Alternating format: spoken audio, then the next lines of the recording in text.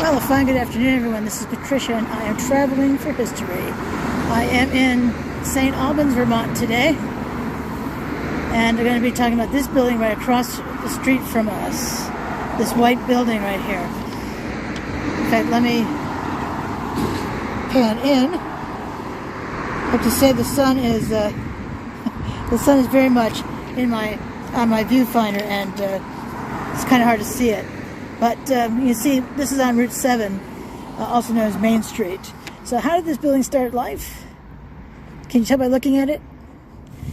This was Hathaway's Tavern, an historic public accommodation on North Main Street in St. Albans, Vermont. Built in 1793, it is the city's oldest surviving building and was briefly used as the seat of the Franklin County government. A private residence since 1805, it was listed on the National Register of Historic Places in 1983. The former Hathaway's Tavern House stands near the northern city limit of St. Albans, on the east side of North Main Street, south of Lakeview Terrace.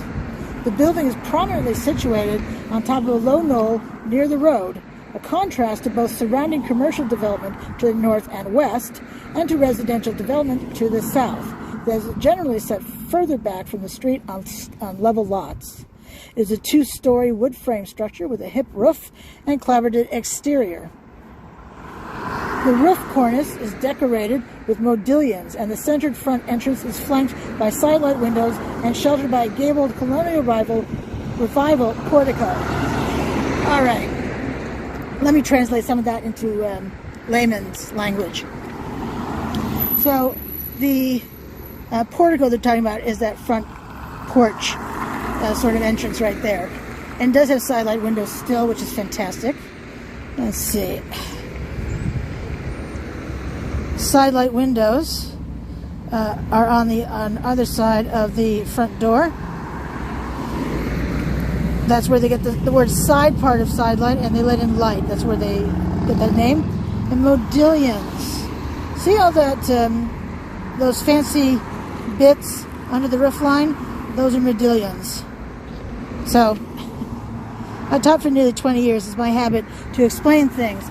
So for the audience members who know this stuff, hang on, we'll catch up.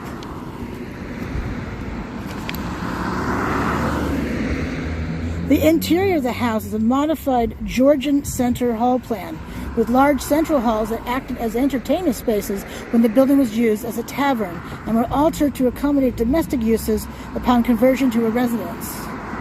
Silas Hathaway was a wealthy English immigrant who came to the St. Albans area in 1788. He purchased a farm on North Main Street in 1789 and built this tavern in 1793. It has a hand-hewn timber frame with sawn wood that was shipped via Lake Champlain from a sawmill in Whitehall, New York. He eventually moved to Swanton, where he owned several mills, suffered financial reverses, and died penniless in 1831. Between 1797 and 1801, the tavern was the meeting place for the county court of Franklin County, and it also served for a time as the post office. It was purchased in 1800 by Asa Fuller, who continued to operate the tavern until 1805, when he sold the building to Dr. Julius Hathaway. Hathaway undertook conversion of the building to a residence and remained in the hands of his descendants until 1931.